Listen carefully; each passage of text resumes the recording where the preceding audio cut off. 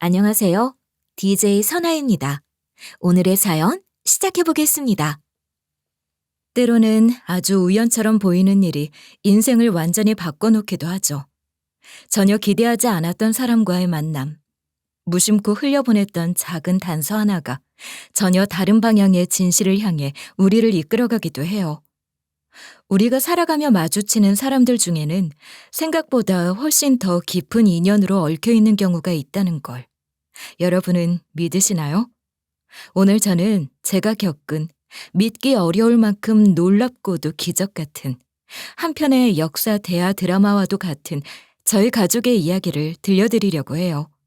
지금부터 시작해 볼게요.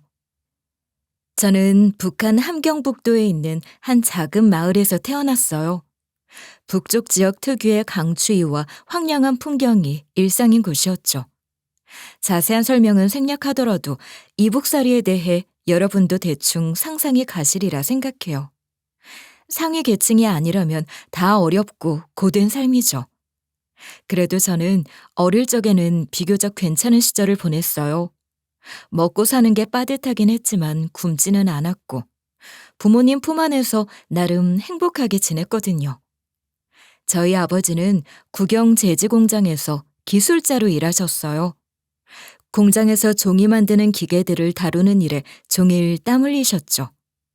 어머니는 장마당에서 장사를 하며 가족의 살림을 꾸려가셨어요.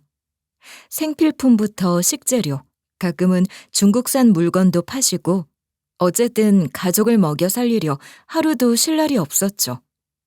가족 형편이 넉넉하진 않았지만 서로 아끼고 기대며 살아가는 힘으로 버텼어요. 저는 부모님이 40이 훌쩍 넘은 나이에 얻은 늦둥이 막내딸이었어요. 위로는 나이차 많이 나는 오빠 둘이 있었고 그 덕에 전 어릴 때 거의 외동처럼 자라면서 부모님과 오빠들 사랑을 듬뿍 받았죠. 집안에선 제가 막내라 항상 예쁨을 받았고 어릴 땐 가족이 세상의 전부였어요.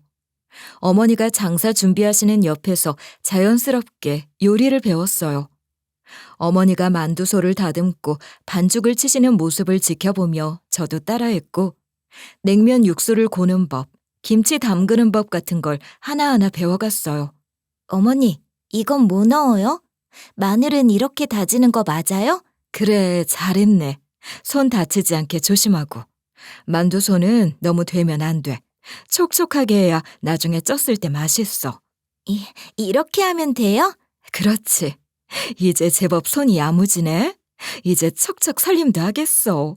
그렇게 어릴 적부터 어머니 일을 도우며 자랐고 자연스럽게 음식하고 살림에 익숙해졌어요. 어머니와 함께 시장 보러 다니고 오빠들 도시락 준비하면서 자잘한 일들을 도맡기도 했죠. 그러던 어느 날 저희 집에 갑작스러운 불행이 들이닥쳤습니다. 어느 날 갑자기 아버지가 보위부에 끌려가셨다는 소식을 들은 거예요. 마을에서 도는 소문으론 공장에서 상부랑 말다툼이 있었다. 정치적으로 민감한 말을 했다. 뭐 그런 이야기들이 떠돌았지만 아무도 확실한 건 몰랐어요. 끌려가신 뒤로 아버지는 돌아오지 않으셨어요. 누군가는 아버지가 반동분자로 분류됐다고도 말했지만 그 말조차 제대로 확인된 적은 없었어요. 아버지, 언제 돌아오세요? 공장에선 뭐래요? 아버지는 이제 못 돌아오실지도 몰라. 그런데 끌려간 사람은 다시 못 돌아오는 경우가 많단다. 왜요? 아버지 잘못한 거 없잖아요. 잘못을 했든 안 했든 그런 데선 이유가 중요하지 않아. 조용히 그냥 우리가 조심해야 해.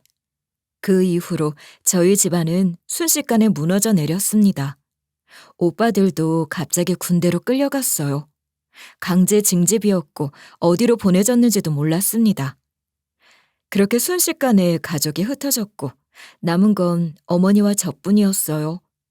아버지가 끌려가고 나서 마을 사람들의 태도는 하루아침에 돌변했어요. 같은 마을에서 얼굴 보고 지내던 사람들조차 저희 가족을 피했고 수군거리는 소리도 많았어요. 반동의 가족이다. 저 집에도 언젠가는 끌려간다. 같은 말이 떠돌았고 장마당에서도 자리를 빼앗기고 벌금을 물게 됐어요. 쌀값은 계속 오르고 국경 단속은 점점 더 심해졌죠. 하루하루 버티기가 점점 어려워졌어요.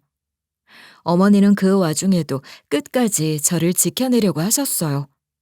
한밤중에도 혼자 나가서 쌀을 사오시고 가끔은 장마당 단속 피해가며 몰래 물건을 팔기도 하셨어요. 하지만 결국 그 무게는 어머니 혼자 감당하기엔 너무 컸던 거예요. 그리고 끝내 일이 터지고 말았어요. 어느 날 밤, 정체도 알 수 없는 남자들이 집에 들이닥쳤어요. 군인들인지 깡패들인지 아니면 마을 남자들인지 시꺼먼 밤이라 정체를 알 수도 없었습니다. 여기 젊고 곱상한 계집이 있댔지? 반역자 딸이라며? 이러지 마요. 하지 말라고! 제발 우리 애한텐 손대지 마세요. 이 애는 아무 죄도 없어요. 계집애가 감히 뭘 가려? 순종해야지. 저항할 여유가 어딨어? 이 개놈의 자식들. 니들 저리 썩 안 꺼져? 어머니는 제 앞에 몸을 가로막듯 서셨지만 놈들은 이미 짐승 같았어요. 그날 밤 저는 지옥의 시간을 보내야 했습니다. 결국 어머니는 결심하셨어요. 더는 이대로는 못 살겠다고. 이대로는 안 된다. 경이야, 너라도 살 길을 찾아야 해. 난 어차피 이 땅을 떠날 수 없다 해도 너만은 살아야지. 어머니, 무슨 말이에요? 어딜 가든 우린 같이 가야죠. 안 돼. 우린 이 마을에서 낙인이 찍혔어. 당장은 너부터 보내야 해. 남으로 보내준다는 자를 수소문해놨어. 중국을 거쳐 남쪽으로 가는 길이래. 그 먼 길을 저 혼자 어떻게 가요? 무서워요. 실패하기라도 하면. 무서운 거 알아. 하지만 여기 있다간 더 끔찍한 일을 당할지 모른다. 더 늦기 전에 움직여야 해. 그 대화를 나누던 밤, 저는 어머니의 눈에서 두려움과 단호함이 함께 묻어나는 걸 보았어요. 이 집에 계속 남아있으면 언젠가 저 역시 끌려가거나 짓밟힐 게 뻔하다는 걸 저도 알았어요. 어머니도 알고 계셨고요. 그렇게 저는 어린 나이에 목숨 걸고 국경을 넘기로 했습니다. 한때는 부모님 품에서 어리광만 부리며 자랐던 막내였지만 어느새 그런 선택을 해야 할 만큼 자라 있었던 거예요. 어머니는 오빠들과 나중에 함께 따라오시겠다고 하셨지만 그게 언제가 될지는 알 수 없었어요. 어쩌면 다시는 못 볼 수도 있다는 생각에 가슴이 미어졌지만 살아남아야 한다는 생각이 결국 발걸음을 떼게 했어요. 그날 밤 저는 손을 달달 떨며 걸어갔어요. 옷 안에 달걀 두 알을 품고 브로커가 지시한 시간에 맞춰 낡은 트럭에 몸을 실었어요. 문득 어머니 손을 놓는 순간 모든 것이 꿈처럼 느껴졌습니다. 어머니, 무서워요. 정말 갈 수 있을까요? 경이야, 꼭 살아야 해. 어디서든 꼭 살아남아야 해. 제발. 그 말이 제 귓가에서 울리며 저는 낯선 어둠 속으로 떠났습니다. 그렇게 브로커가 조직한 몇 무리 틈에 끼어 저는 두만강을 건넜어요. 한겨울이었고 달빛조차 차갑게 내려앉은 깊은 밤이었죠. 산등성이를 넘어갈 때는 눈을 밟는 소리조차 죽여야 했고 강가에 이르러선 얼음 위에 발을 디딜 때마다 바스락거리는 소리에 심장이 쿵쿵 울렸어요. 온몸을 꽁꽁 싸매고 바람소리와 군견 짖는 소리에 숨을 죽이며 조심스럽게 길을 건넜어요. 한 발, 또 한 발 내디딜 때마다 이게 마지막일 수도 있다는 생각이 들 정도로 두려웠습니다. 강을 건너던 그 순간의 공포와 불안은 차마 말로 다 할 수 없었어요. 만약 누가 소리치거나 총소리라도 들렸다면 그 자리에 그냥 혀를 깨물고 쓰러졌을지도 몰라요. 그 순간 저는 아무 생각도 들지 않았어요. 오직 살아야 한다는 그 하나의 생각만 있었어요. 그렇게 죽음을 무릅쓰고 겨우 국경을 넘어 중국 땅에 들어섰죠. 하지만 중국 땅이라고 해서 안심할 수 있는 건 아니었어요. 공안 단속은 상상을 초월할 만큼 촘촘했고 빛 하나 없는 골방에서 몇 날 며칠을 숨어 지내야 했어요. 어두컴컴한 밀실에 갇힌 채 창문도 못 열고 세수도 못하고 제대로 눕지도 못한 채로 숨죽여 버텼죠. 나오지 마세요. 문 열지 마시고 절대 소리 내지 마세요. 지금 시내에 공안 돌고 있어요. 언제까지 이렇게 있어야 해요? 며칠만 버티면 돼요. 지금 다른 지역이랑 연결 중이니까 절대 들키면 안 돼요. 숨이 막혀요. 창문만 조금 열면 안 돼요? 안 돼요. 누가 외부에서 봐도 의심살 수 있어요. 조금만 더 참으세요. 숨은 턱 끝까지 차오르고 허리는 펴지 못할 정도로 몸이 굳어갔어요. 공포와 긴장 속에서 시간이 흐를수록 감각도 무뎌졌고 어느 순간부터는 배고픔조차 느껴지지 않았어요. 그냥 눈을 감고 버티는 것밖에 할 수 있는 게 없었어요. 그러다가 이동할 때가 되면 다시 트렁크에 몸을 구겨넣고 다른 도시로 넘어갔어요. 어느 날은 2시간 넘게 트렁크 안에 갇혀 있었는데 공기가 다 떨어져 숨쉬기까지 힘든 느낌이었어요. 그대로 기절해버릴까봐 손끝을 계속 꼬집으며 정신을 붙잡아야 했죠. 그렇게 몇 주를 숨어 지내다 다른 지역으로 넘어갔고 그곳에서 비로소 남한행 비행기를 탈 수 있었어요. 여권도 없고 이름도 가짜였지만 브로커가 다 처리해줬어요. 마지막에 입국 심사대에 섰을 때는 정말 북받쳐 눈물이 줄줄 나더군요. 이제 살았구나 싶은 안도감이 밀려왔지만 동시에 이제부터는 진짜 혼자라는 사실이 가슴을 누르듯 다가왔어요. 입국 후에는 하나원이라는 곳에서 몇 달 동안 교육을 받았어요. 한국 사회에 적응할 수 있게 도와주는 곳이었는데 막상 교육을 받고 나서 세상에 나가니 아무도 절 도와주지 않았어요. 당연한 일이었죠. 이제부터 모든 건 저 혼자 감당해야 했으니까요. 같은 민족이라 말은 통했지만 문화는 완전히 달랐고 가진 것 하나 없는 상태에서 세상 모든 게 낯설었어요. 처음 정착한 곳은 고시원이었어요.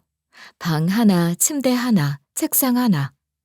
창문도 제대로 열리지 않는 방에서 하루하루 살아갔어요. 하루 벌어 하루 먹고 사는 삶이었어요. 식당 주방 보조, 마트 계산원, 청소, 편의점 야간 알바까지 닥치는 대로 일을 했어요. 새벽 5시에 일어나 도시락 공장에서 일하고 밤에는 편의점에서 12시까지 서 있었어요. 몸이 부서질 것 같아도 무조건 버텼어요. 그러다 문득 어머니 말이 떠올랐어요. 경이야, 네 손재 주면 밥 굶을 일은 없을 거다. 어디 가서도 먹고는 살 수 있다. 그 말이 마음 한쪽에 희미하게 남아있었고 그래서 음식 만드는 일 쪽으로 발을 들이기 시작했어요. 아르바이트 중에서도 조리보조 같은 일을 집중적으로 하기 시작했고 조금씩 식당 경력을 쌓아갔습니다.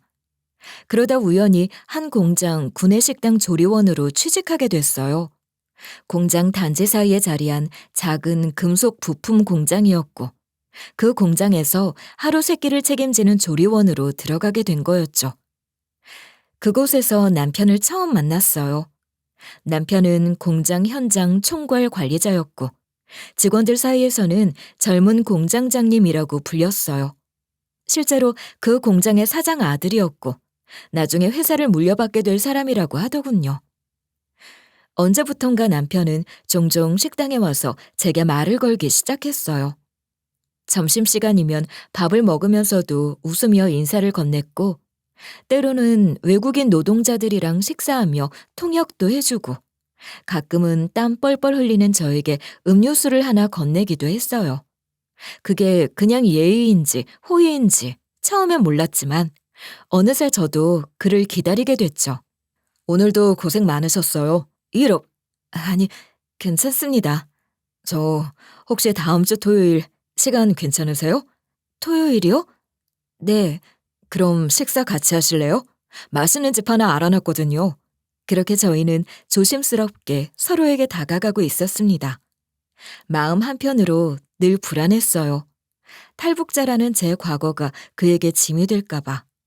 가진 것도 없고 가족도 이 땅에 없는 못난 제가 그 남자의 인생에 누가 될까봐요. 그래서 여러 번 물러나려 했어요. 나 같은 사람한테 왜 이러세요? 전 가진 것도 없고 가족도 없고 당신이 혼자라면 내가 가족이 돼주면 되죠. 이제 혼자 아니에요. 같이 있잖아요. 그 말에 저는 처음으로 울었어요. 누군가 저한테 가족이 돼주겠다는 말을 할 거라고는 상상도 못했거든요. 평생 이 땅에서 저는 혼자일 거라 생각했죠. 결혼 이야기가 나오자 예상대로 시부모는 결사 반대하셨어요. 북에서 온 여자라니, 탈북자라니.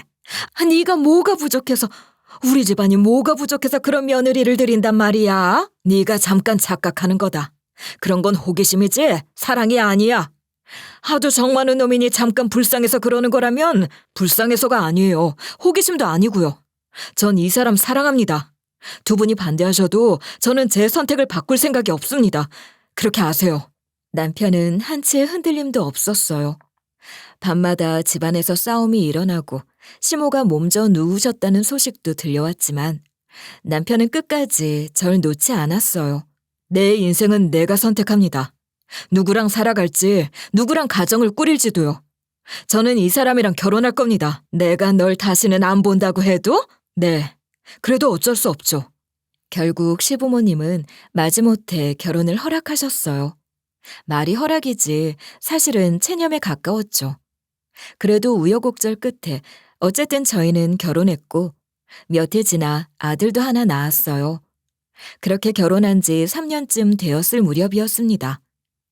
남편은 여전히 공장에서 현장 관리자로 일하고 있었고 저는 아이 키우며 간간히 식당 일도 도와가며 하루하루를 바쁘게 살고 있었어요.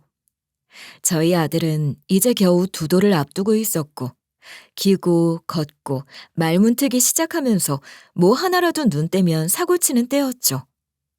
하루하루 정신없이 돌아가는 일정이었지만 그래도 남편과 저는 서로를 의지하면서 버텼어요. 같이 앉아 밥 한 끼 먹는 시간마저 사치처럼 느껴졌지만 그 사소한 시간들이 저희 부부에겐 가장 큰 행복이었습니다.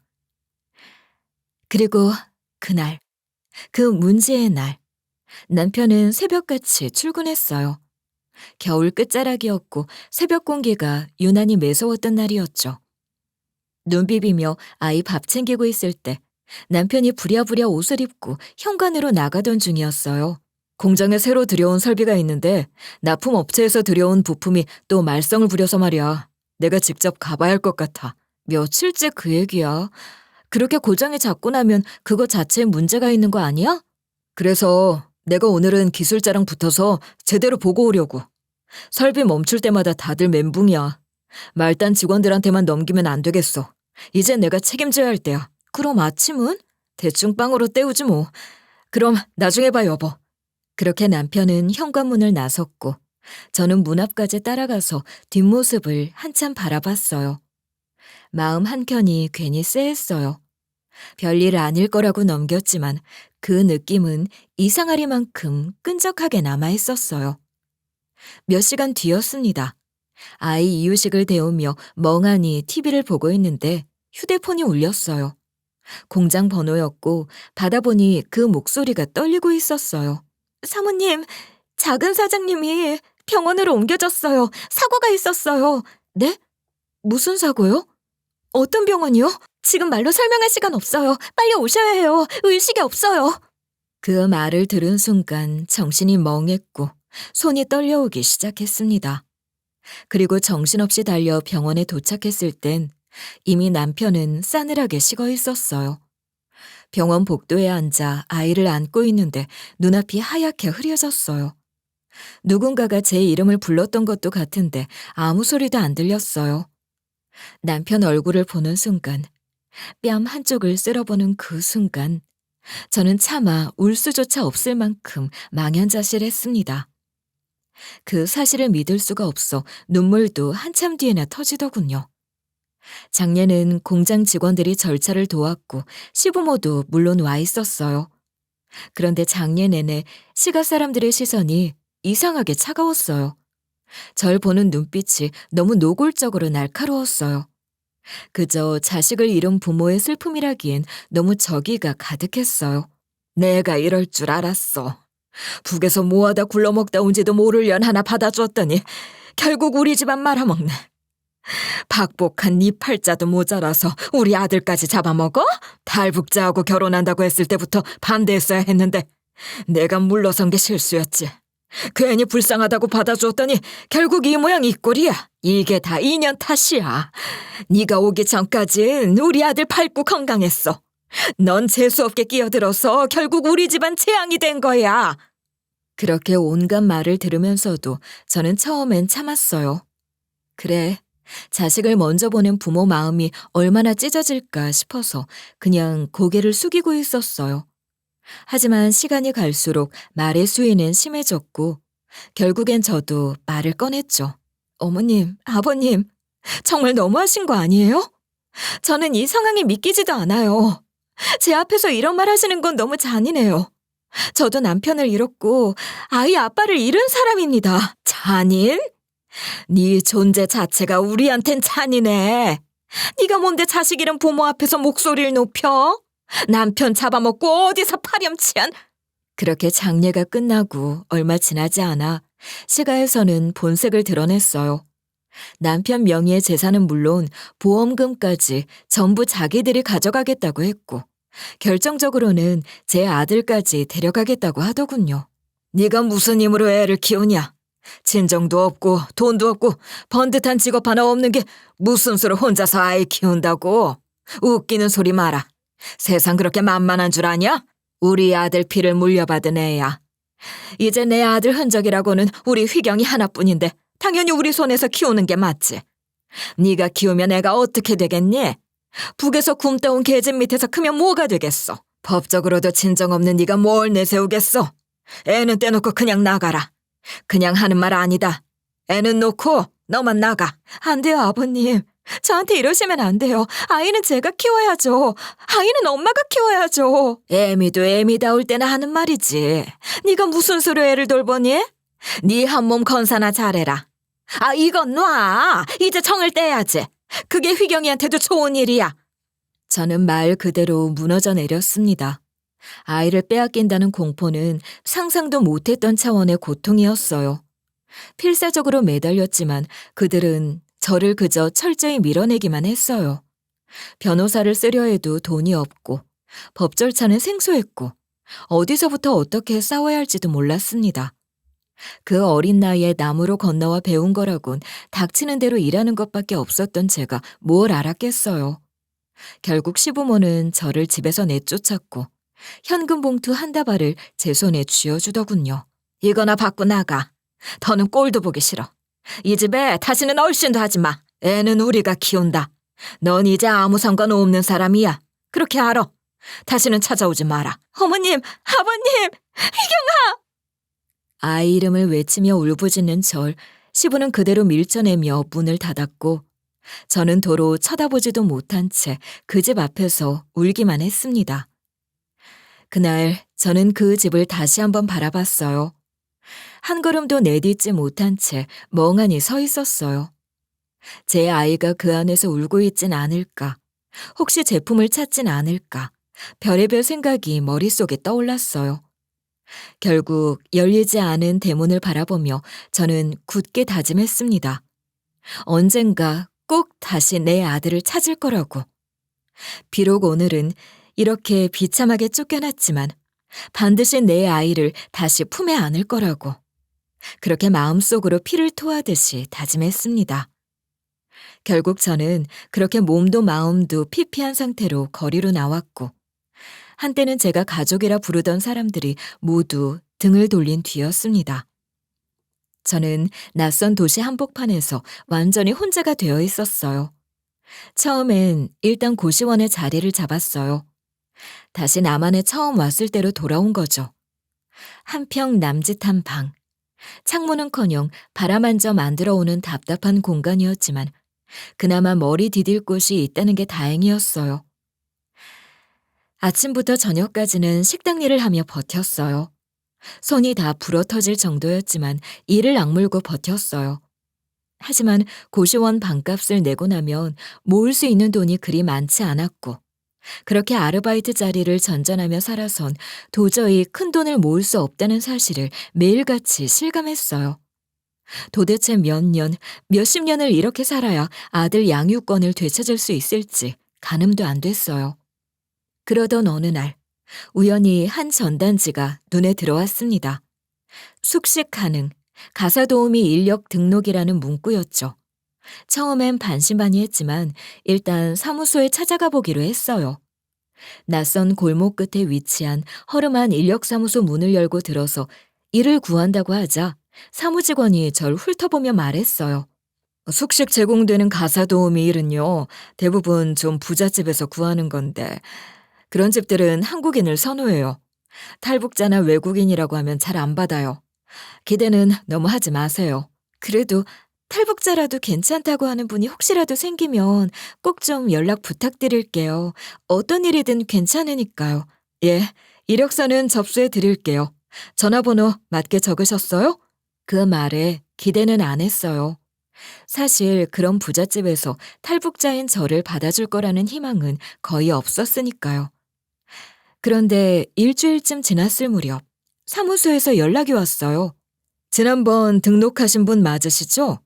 이번에 숙식 제공되는 가사도우미 구한다고 연락 왔는데 탈북자도 상관없다는 분이 계셔서요.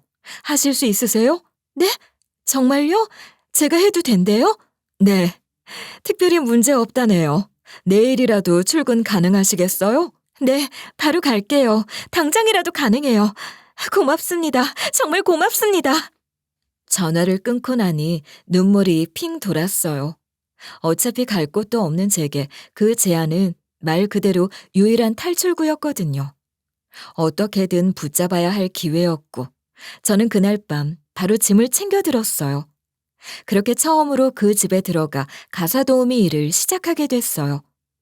그 집은 정말 제가 몰래 보던 한국 드라마에 나오는 집들처럼 삐까뻔쩍했어요.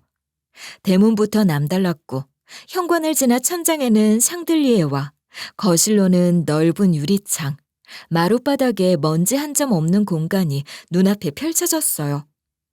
집안엔 70이 넘으신 회장님과 사모님 두 분만 사셨어요. 아이들이나 손주들은 가끔씩 들르는 정도였고 대체로 조용하고 고요한 분위기의 집이었어요. 저는 그곳이 제 마지막 기회라고 생각했습니다. 그래서 무슨 일이든 묵묵히 참고 이악 물고 해내기로 마음먹었어요. 처음엔 긴장의 연속이었어요. 혹시 실수라도 하면 쫓겨날까봐 말을 걸어도 될지 아닐지 눈치를 봤어요. 하지만 다행히 그 집 두 분은 전혀 그런 분들이 아니었어요. 사적인 이야기를 나누는 일은 거의 없었지만 아랫사람이라고 무시하거나 하대하는 일도 없었어요. 오히려 실수를 해도 그냥 못 본 척 넘겨주시곤 했어요. 사모님, 제가 그동안 수건을 이상하게 접어놨던 것 같네요. 왜 말씀 안 하셨어요? 다음부턴 말씀해 주세요. 불편하셨을 텐데. 경희 씨가 하던 방식도 깔끔하던 걸 뭐. 난 그것도 나쁘지 않았어요. 그렇게 몇 달이 지났고 저는 그 집에 조금씩 적응해 갔어요. 매일 아침 온 집안 먼지를 닦고 식사 준비에 세탁, 정리, 냉장고 청소, 퇴근 전 정리까지 하루가 눈 깜짝할 사이에 지나갔어요. 당연히 일이 많긴 했지만 숙식이 제공되고 월급도 꽤 큰 액수로 꼬박꼬박 들어왔어요. 고시원 살 때처럼 방세 걱정할 필요도 없고 밥 걱정도 전혀 없으니 돈은 고스란히 다 저축할 수 있었고 제 입장에서는 너무도 감사한 환경이었어요. 사모님, 오늘 저녁에 고등어 조림 하려고 하는데 된장 넣고 자작하게 지질까요? 그래요. 저번에 한 거 입에 잘 맞더라고. 회장님도 잘 드시고. 알겠습니다. 국물 조금 졸여서 부드럽게 해드릴게요. 참 요리를 잘하는 것 같아요. 손맛이 담백하고 야무지고 젊은 사람이. 그렇게 조금씩 인정을 받아가며 일하다 보니 어느 순간 그 집안에서 제 자리가 생긴 느낌이 들었어요. 처음 들어왔을 때 가졌던 두려움은 점차 희미해졌고 이곳에서 다시 시작할 수 있을지도 모르겠다는 희망이 조금씩 생기기 시작했어요. 그렇게 저는 그 집을 제 두 번째 출발점이라 생각하며 버텨나갔습니다. 그날도 평소처럼 사모님과 함께 마트에 장을 보러 나왔을 때였어요. 보통은 제가 알아서 장을 보곤 했지만 사모님이 가끔 직접 장을 보고 싶어 하실 때가 있었고 그런 날이면 같이 나오곤 했거든요. 백화점 지하에 있는 마트에 도착하자 사모님은 장보기 목록을 손에 들고 저에게 몇 가지를 부탁하셨고 저는 익숙한 손놀림으로 하나씩 장바구니에 담아가고 있었죠. 장을 거의 다 봐갈 무렵이었어요. 사모님은 그 사이 지인 한 분을 만나 잠시 이야기를 나누고 계셨고 저는 김치 코너 쪽으로 걸어가던 중이었는데 등 뒤에서 들리는 목소리가 너무도 익숙해서 저도 모르게 고개를 돌렸어요. 그 순간 시모와 시부가 서 있는 걸 봤을 때 다리에 힘이 풀리는 것 같았어요. 눈이 딱 마주친 순간 시모는 얼굴을 일그러뜨리며 날카로운 눈빛으로 쏘아봤고 시부도 함께 절 위아래로 훑어보며 표정이 굳어졌어요. 아니, 이게 누구야?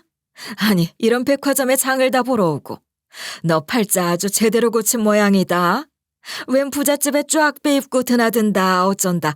팔자 제대로 고쳤단 얘기가 돌더니 그 얘기가 진짜였구만. 그만 갈게요. 너 설마 얼굴 좀 반반한 거 하나 믿고 부자 늙은이 꼬셔서 첩살이라도 하는 거니? 너 북에서 온 거 그 영감이 알아? 네가 남편 잡아먹은 년인 거는 아니? 네 팔자에 무슨 운이 붙었는진 몰라도 우리가 입만 열면 그 집에서 너 소문 쫙 퍼질 거다. 네가 우리 아들 잡아먹은 년이라는 거. 가만히 안 있을 거야 우린. 그만하세요. 여기 공공장소예요. 다른 사람들도 있고요. 어머, 그럼 조용히 살아야지. 어디 이딴 데서 깝죽거려? 네가 어떻게 사는지, 그 집이 어떤 집인지 우리가 확인해 볼 수도 있어. 그 말들이 하나하나 칼날처럼 꽂히고 있었지만 저는 입을 꾹 다물었어요. 말 한마디 더 했다가는 마트 안에서 난리가 날 것 같았고 무엇보다 사모님께 누가 될까봐 두려웠어요. 혼자 온 게 아니었으니까요. 잠시 뒤 사모님이 제 쪽으로 다가오셨어요. 괜찮으세요? 무슨 일이 있었던 건가요? 아닙니다.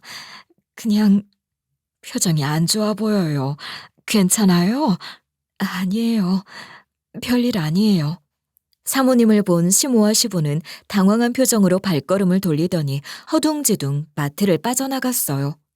저는 얼굴이 화끈 달아오르고 머릿속이 복잡해서 사모님 옆에 서 있는 것도 죄송스러웠지만 아무 말씀 없이 조용히 계산을 마치시고 절 데리고 차로 향하셨어요.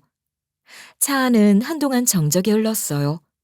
라디오에서는 잔잔한 음악이 흘러나오고 있었지만 저는 멍한 상태로 창밖만 보고 있었고 사모님도 아무 말씀 없으셨어요. 그러다 신호에 걸려 잠시 멈춘 순간 사모님이 조용히 물으셨어요. 아까 그분들 혹시 사별하신 남편의 가족들이에요? 네, 맞아요. 제 시부모님이세요. 많이 힘드셨겠네요. 보통이 아니던데. 사모님은 더 묻지 않으셨어요. 하지만 그날 이후로 뭔가 조금 달라졌다는 걸 느낄 수 있었어요. 예전보다 말수가 조금 더 늘었고 식사 시간에도 저에게 따뜻한 말을 건네시곤 했어요. 원래도 사모님은 차분하고 점잖은 분이셨지만 그날 이후 제가 좀 더 마음에 쓰이시는 듯한 느낌을 받았죠. 혹시 마음 쓰이는 일이 있으면 말해요.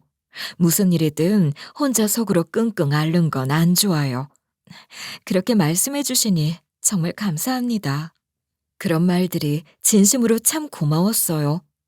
북에서 왔다고, 탈북자라고, 남편 앞서 보낸 여자라고 손가락질하지 않는 그런 곳에서 일할 수 있다는 게 저에겐 너무도 큰 위로였어요. 물론 여전히 저는 아들을 다시 데려오기 위해 돈을 모으고 있었고 마음속 깊은 곳엔 늘 걱정과 불안이 있었지만 그래도 이 집에서만큼은 마음을 놓을 수 있어 너무 감사했죠. 그렇게 그 집에서 일한 지도 어느덧 시간이 꽤 흘러 설 명절이 다가온 어느 날이었습니다. 회장님께서 문득 떡만둣국이 먹고 싶다고 하셨어요. 그 얘기를 듣는 순간 귀가 쫑긋했죠. 만두라면 제가 또 자신 있는 음식이었거든요. 이북식 만두는 어릴 적부터 어머니 곁에서 보고 배우며 자란 음식이라 손이 척척 익었죠. 저는 마음을 단단히 먹고 준비를 시작했어요. 떡국떡은 아침 일찍 방앗간에서 방금 뽑아온 걸로 준비했고 만두는 어머니께 배운 방식 그대로 정성 들여 빚었죠. 얇고 쫀득한 피에 고기와 두부, 숙주, 김치, 들기름까지 들어간 속을 하나하나 정성껏 채워 넣었어요. 무엇보다도 특별한 건 그 속에 게살을 넣었다는 거예요. 그건 저희 집만의 레시피였어요. 평소에는 너무 비싸 엄두도 못 냈지만 설명절엔 예외였어요. 어머니께서 항상 그러셨어요. 이 만두는 그냥 음식이 아니라 우리 집안의 맛이야. 게살은 적은 양이라도 맛을 확 끌어올려주는 재료라 넣고 안 넣고의 차이가 컸거든요. 속재료는 조미료 하나 넣지 않았고 어머니께서 말씀하셨던 비율을 머릿속에 떠올리며 무게 재듯이 재료를 섞고 들기름도 마지막에 톡 떨어뜨려 고소함을 더했죠. 손이 아릴 만큼 피를 얇게 밀고 만두를 빚는 동안 마음은 어느 때보다도 들떴어요. 설날이라는 것도, 이 만두가 누구에겐 처음 맛보는 이북식일 수도 있다는 것도 어쩐지 설레는 마음이 들었죠. 그렇게 정성껏 만든 떡만둣국을 식탁에 내놓았어요. 회장님과 사모님, 그리고 아드님 부부까지 모두 한자리에 모여 있었고, 저는 조용히 식탁 옆에 서 있었어요. 회장님은 말없이 국물을 떠서 드셨고, 아드님도 연신 고개를 끄덕이며 맛있다고 하셨어요. 그런데 사모님이 만두를 반쯤 드시다 말고 숟가락을 잠시 내려놓으시는 거예요. 그리고는 저를 바라보며 묻기 시작하셨어요. 아주머니, 이 만두 어디서 배웠어요? 네? 아, 북에 계신 저희 어머니께 배운 거예요. 어머니가 늘 이렇게 빚으셨어요. 사모님은 제 대답을 들은 뒤 한동안 표정이 굳어지시더니 다시 질문을 이어가셨어요. 어머님이 직접 가르쳐 주셨어요? 고향은 어디신데요? 함경북도 청진이에요. 어머니는 거기서 오래 사셨어요. 청진, 함경북도 청진이요? 원래 그쪽 분이세요? 아니요, 어머니는 원래 평안남도 출신이신데 전쟁 때 가족과 헤어져서 이모 할머니 손에 이끌려 청진에서 자라셨대요. 아주 어린 시절에 부모님과 피난 중에 헤어지셨다고 하셨어요. 혹시 어머님 성함이 어떻게 되세요? 어머님 이름이요? 김오키인데 왜 그러세요? 그 순간 사모님의 얼굴이 하얗게 질리더니 입술을 떨며 숟가락을 내려놓으셨어요. 그리고는 떨리는 목소리로 말씀하셨어요. 언니, 언니. 그 말을 내뱉자마자 사모님은 두 손으로 입을 가리시고 눈물을 쏟기 시작하셨어요. 저는 무슨 상황인지 이해하지 못하고 그저 얼어붙은 채 서 있었어요. 사모님은 울면서도 저를 바라보셨고 한참을 흐느끼다가 좀 진정이 된 후 계속해서 말씀하셨어요. 나는 6.25 전쟁통에 태어났어요. 전쟁둥이였죠. 우리 부모님이 급히 피난을 내려오시다가 그때 언니를 잃어버리셨어요. 너무 어린아이였는데 사람들 틈에 휩쓸려서 다시는 못 찾으셨대요. 부모님은 돌아가실 때까지 그 얘기만 하셨어요. 평생 죄책감 속에 사셨어요. 나도 늘 마음속에 그 언니가 남아있었어요. 그런데 사모님은 제 손을 덥석 잡으시고는 말끝을 잇지 못하셨어요. 저도 눈물이 핑 돌았고 목이 꽉 막혀 아무 말도 할 수 없었어요. 그러다 사모님이 손을 꽉 쥔 채 다시 말을 이으셨어요. 내 조카를 이렇게 만나게 될 줄은 꿈에도 몰랐어요. 김옥희. 맞아요. 우리 언니 이름이었어요. 게살을 넣은 이 만두도 늘 우리 어머니가 해주던 맛이고요. 그러니까 사모님께서 제 이모님이시라는 거예요? 아, 그래, 경이야. 내가 네 이모야. 저는 그 말을 듣는 순간 숨이 턱 막히는 것 같았어요. 이 만두가, 이 맛이, 이 설날의 음식이 우리 가족을 다시 이어준 거라는 생각에 가슴이 벅차올랐어요. 그 자리에서 사모님은 아니, 이모는 저를 와락 끌어안고 다시 크게 울기 시작하셨어요. 저는 그 품에 안겨 가만히 있었어요. 몸이 다 떨릴 만큼 마음이 요동쳤고 눈물이 멈추질 않았어요. 그래, 그래. 이제는 외롭지 않아도 된다. 혼자가 아니야, 이제. 어쩌면 어릴 적 이후 처음으로 누군가의 품 안에서 그렇게 오래 울었던 것 같았어요. 하지만 아직 모든 건 심증일 뿐이었고, 저도 이모도 보다 확실히 확인하고 싶었어요. 아무리 상황이 그렇다 해도 마음이 앞서서 착각하고 있는 건 아닌지, 혹시 서로가 서로에게 괜한 기대를 심는 건 아닌지 불안했거든요. 그래서 찾아보니 이모와 조카 간에도 유전자 검사는 가능하더라고요. 부모 자식처럼 기다 아니다가 뚜렷하게 나오진 않지만 이모와 같은 부모를 둔 자매 사이면 유전자 50% 정도를 공유하고 조카인 저와는 평균적으로 25% 정도를 공유한다고 했죠. 혈연관계 여부를 정확히 알 수 있는 고급 분석도 있다고 했고요. 이모는 돈은 상관없으니 검사를 해보자고 하셨어요. 이모는 검사 기관까지 직접 알아보시고는 정밀 분석이 가능한 곳으로 예약까지 잡으셨어요.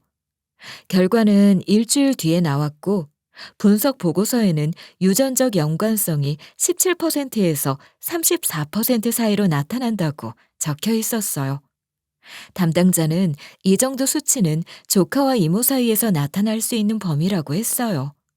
그 말에 이모는 보고서를 쥔 손을 덜덜 떨며 한참을 말이 없으셨어요. 그러다 이내 제 손을 꼭 잡으셨어요. 됐다.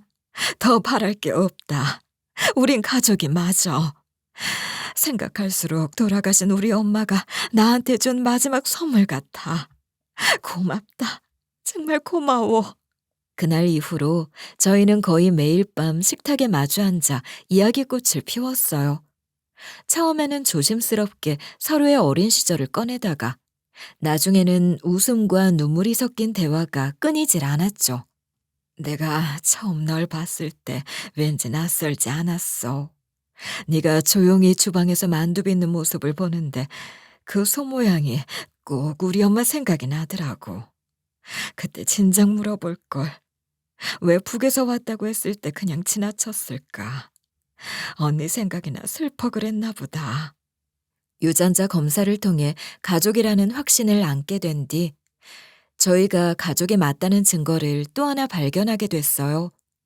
이모께선 방 서랍 깊숙이에서 작은 상자를 하나 꺼내오셨어요. 그 안에는 오래된 사진들이 있었고 그중에는 아주 어린 여자아이가 어른의 품에 안겨 찍은 흑백 사진이 있었어요. 이모는 사진을 꺼내들고 제 앞에 조심스럽게 내밀었어요. 이게 언니야, 네 어머니. 내가 갖고 있는 유일한 사진이야. 어릴 적 뛰놀다 찍은 거래. 이걸 너한테 보여줘야겠다는 생각이 들었어. 이모, 이 사진 저에게도 있어요. 저는 가방 속에서 어머니가 탈북 직전 제 등에 숨겨 넣어주신 작은 비닐 지퍼백을 꺼냈어요. 그 안에도 비슷한 사진이 있었거든요. 흑백이 바래긴 했지만 확실히 같은 구도의 사진이었어요. 제가 가진 건 북쪽에서 지닌 사진, 이모가 가진 건 남쪽에서 복사해 두었던 사진이었어요. 그 두 사진을 나란히 식탁 위에 올려놓고 한참을 바라보았죠. 이모는 며칠 뒤 가족회의를 열었어요. 연락이 닿는 모든 가족들을 불러 모았죠. 북에서 같이 내려오셨다는 외삼촌 한 분, 그리고 남쪽에서 태어나신 이모 한 분과 사촌들이 모두 모였어요. 정말이야? 큰언니 딸이라고? 세상에 살아있었구나. 우리 언니 딸이 살아있었어. 네 눈빛이 누나랑 똑같다. 내가 그 눈빛을 기억하지. 누나가 항상 이렇게 진득하게 눈을 바라보며 얘기했거든. 그게 기억난다. 가족들은 곧바로 북에 남아있는 어머니 소식을 알아보기 시작했어요. 이모가 가진 인맥과 자원을 총동원해 탈북 브로커들과 접촉을 시도했죠. 수소문 끝에 몇몇 믿을 수 있는 라인을 통해 어머니의 생사 여부를 확인해 줄 수 있다는 연락이 왔어요. 그리고 며칠 뒤 소식이 도착했어요. 어머니께서는 몇 년 전 탈북을 시도하셨습니다. 하지만 그때 붙잡혀 북송당하셨고 이후 수용소에 계셨던 것으로 확인됩니다. 다행히 지금은 석방되어 일반 지역에서 조용히 지내고 계십니다. 이모는 그 자리에 있던 가족들을 보며 말했어요. 이왕 시작한 거 확실하게 해야지. 무슨 일이 있어도 언니를 데려오자. 돈이 얼마가 들든 시간이 얼마나 걸리든 우리가 나서야 할 때야. 혹시 너무 위험한 건 아닐까요? 어머니가 또 잡히기라도 하는 날은 그러니 더 조심해서 해야지. 돈을 많이 쏟아붓더라도 내 인맥으로 가장 안전한 루트를 알아볼 거야. 그리고 네 오빠들도 알아봐야지. 같이 데리고 나올 수 있으면 같이 와야지. 며칠 뒤 추가 소식이 전해졌어요. 작은 오빠는 아직 생존해 있었고 조용한 지역에서 가족 없이 혼자 지내고 있다고 했어요. 하지만 큰오빠는 안타깝게도 노동교화소에서 사망했다는 확인이 들어왔어요. 가슴이 찢어졌어요. 가족 중 일부는 다시는 볼 수 없다는 사실이 믿기지 않았어요. 하지만 남은 가족이라도 다시 만나자는 희망 하나로 모두가 움직였어요. 브로커에게 웃돈을 얹어 안전한 루트를 열기로 했고 철저히 준비해 어머니와 작은 오빠가 무사히 국경을 넘을 수 있도록 모든 수단을 동원했어요. 그렇게 어머니와 작은 오빠를 남으로 무사히 데려오는 작전이 시작됐습니다. 그러는 한편 이모는 제가 겪은 지난 일들을 들으시곤 아무 말 없이 긴 한숨을 쉬셨어요. 제가 남편의 사고에 대해 처음부터 끝까지 모두 말씀드리자 한동안 묵묵히 듣고만 계셨죠. 그러고는 조용히 회장님, 그러니까 이모부께 상황을 이야기했고 이모부는 잠시 눈을 감은 채 고개를 끄덕이셨어요. 그 다음 날부터 모든 일이 믿기 어려울 정도로 빨리 움직이기 시작했어요. 이모부는 그 공장 일대에 대해선 누구보다도 잘 아셨고 회계 자료를 확보하는데도 전혀 어려움이 없으셨어요. 그 공장, 너희 이모부가 예전에 거래처로 할까 하고 검토한 적이 있었대. 그런데 여러 가지로 문제가 많다는 얘기를 들으셨다더라. 네? 문제요? 들리는 소문에 장비 검사도 제대로 안 하고 사고 은폐도 있었다는 거야. 네 남편 이전에도 이미 그런 사고들이 여러 건 있었어. 틀림없다. 이모부께서 확인해 오신 회계 자료엔 불량 설비에 대한 수리 지연 보고서, 외국인 노동자의 사고 기록, 보험 미처리 내역, 심지어 합의금 지급 내역까지 세세하게 포함돼 있었어요. 서류엔 실명 대신 외국인 노동자 A, 캄보디아인 B 같은 식으로 적혀 있었지만 사고 사진과 당시 진료 기록이 함께 첨부돼 있어 사실상 은폐가 명백했어요. 이걸 다 알고도 입 다물고 있었던 거네요. 어쩜 그렇게... 그러게 말이다. 외국인이라고 말도 못한다고 그냥 덮어버린 거지. 그렇게 실질적이고 본질적인 개선은 않고 대충 외국인 노동자들의 죽음이라고 은폐하고 덮고 대충 합의에 없던 일로 만들다 보니 자기네 아들이 그 업보를 돌려받은 게지. 자기들이 지 아들을 죽인 거나 마찬가지야. 그 사람들 저한테 오히려 큰 소리 쳤어요. 자기 아들을 제가 불행하게 만들었다고. 그래서 손자라도 지키겠다고. 가만두지 않을 거야. 법은 지켜야지. 자기가 한 짓은 자기가 책임져야 한다는 걸 보여줘야지. 이모는 변호사를 불러왔고 저는 그동안 당했던 모든 일들을 하나하나 정리해 진술했어요. 시부모가 어떤 식으로 절 협박했는지, 보험금 이야기는 꺼내지도 않고 양육권을 일방적으로 가져가려 했던 과정, 심지어 제가 아들을 보기 위해 간절히 빌었던 날들까지 하나도 빠짐없이 기록으로 남겼어요. 지금까지 정리된 것만으로도 산재 은폐, 보험금 부정수령, 명예훼손, 아동 양육권 관련 부당 개입 모두 성립 가능합니다.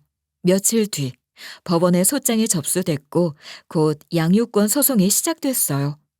시간은 자신들의 위신이 걸린 문제라며 고액 변호인을 선임했지만 이미 증거가 확실히 쌓여있는 상태였고 무엇보다 저를 돕는 쪽의 지원도 만만치 않았기에 그들의 주장은 통하지 않았어요. 법정에서 시부는 이렇게 말했어요. 우리 며느리가 아들을 죽게 했다고 생각했을 뿐입니다. 우리 아들을 망친 여자가 손자까지 데리고 가는 걸 막고 싶었어요. 그 말에 변호사가 재빨리 반박했죠. 피고는 아무 근거도 없이 원고를 비난하며 심각한 명예훼손을 저질렀고 아이에게도 정서적 상처를 남겼습니다. 사고 당시의 산재 기록 그리고 보험금 은폐 정황까지 모두 확인된 이상 이 사건의 본질은 명백합니다.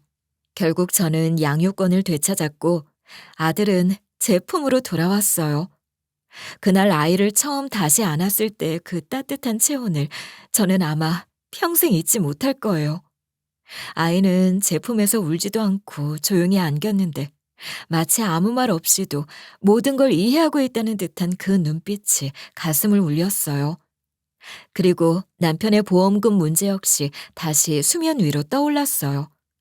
시간은 제가 보험 가입 여부조차 모르게 은폐하려 했고 그 문서들을 위조해 회사 측에도 고지를 안 했던 정황이 드러났죠. 변호사는 다시 자료를 들고 해당 보험사와 접촉했고 최종적으로 아이 앞으로 보험금이 지급되었어요. 적은 금액은 아니었고 그것만으로도 아이 교육과 생활을 책임질 수 있을 정도였어요. 이모, 정말 감사해요.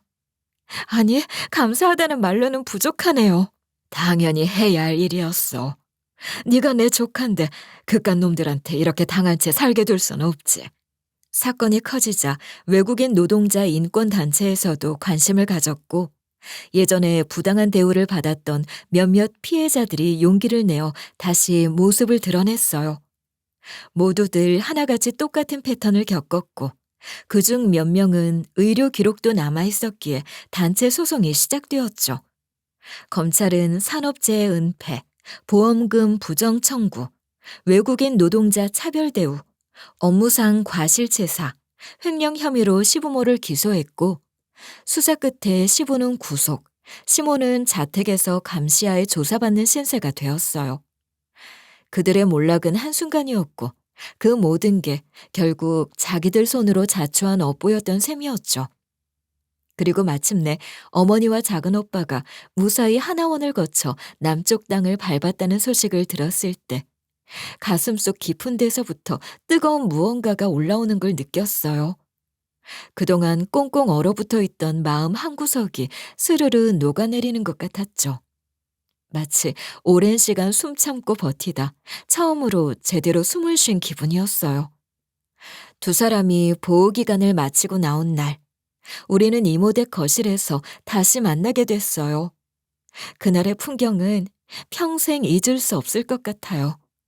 거실 한가운데서 어머니와 서로를 부둥켜 안고 얼마나 울었는지 몰라요.